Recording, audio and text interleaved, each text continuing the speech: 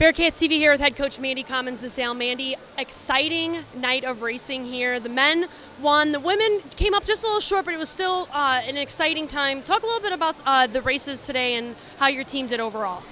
So both teams, I think, did phenomenally. Our men really came out strong and pretty much shut down Miami's men from the beginning, and they continued to dominate the rest of the meet. I was really happy to see how well they raced and that they continued to push forward. They continued to fight even when we knew we were up, and that's what the sport's all about. You've got to swim not just for your team but individually, and they adhered to both. So the men did a great job from start to finish. The women, we took a little bit to get into the meet, which we paid for at the end, but by far, this is the closest we have ever come to Miami, at least recently, and to have the result and the women learning how to race, how to fight, and how to keep going, I was really happy to see their progress at this meet.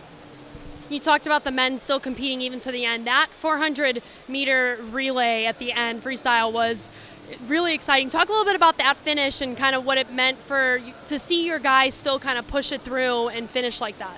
Well, so that race too, obviously, we didn't need to win that race in order to win the meet. However, a little bit of inexperience on that meet with two freshmen in the middle of the relay.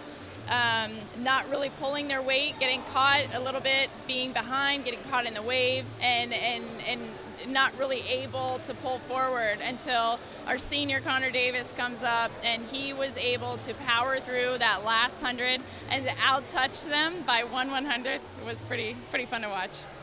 And obviously someone we always kind of mention a lot, Jackie Keir. She kept her undefeated streak alive for this season. Talk a little bit about her performance and kind of what that means for her as her senior to kind of keep this undefeated streak alive. So it's all about closing out her career on the best note possible, and in order to do that, the consistency in the next 3 weeks when we're racing, she's focusing on, once we get to conference, continuing to tweak any last minute things that we need to do to set her up for NCAAs. So March for her, our focus is going to be scoring as many points as possible.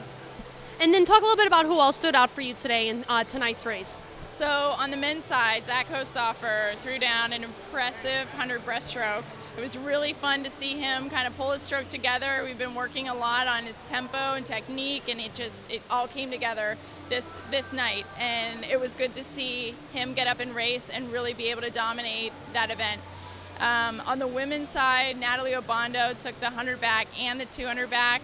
She's somebody that we've really worked to develop this year and develop her races, and to see that kind of come around and to see her change up her normal racing style, which is what maybe she's comfortable with, but not what she needs to do to win.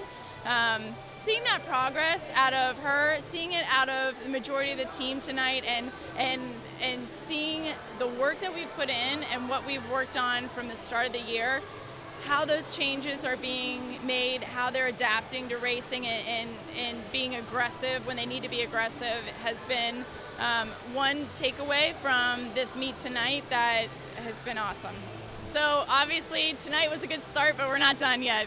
We've got Friday and Saturday. We're hosting Oakland University, Kenyon University, and Ohio State. And by far, it's going to be tough competition. It's basically a dual meet that we split into 2 days because of the size of the meet. So what we need to do this weekend is continue to capitalize on our racing, working race strategy throughout the weekend, and putting together 2 back-to-back days of racing is going to be important for us, especially as a precursor to our conference meet, which is a 4-day meet.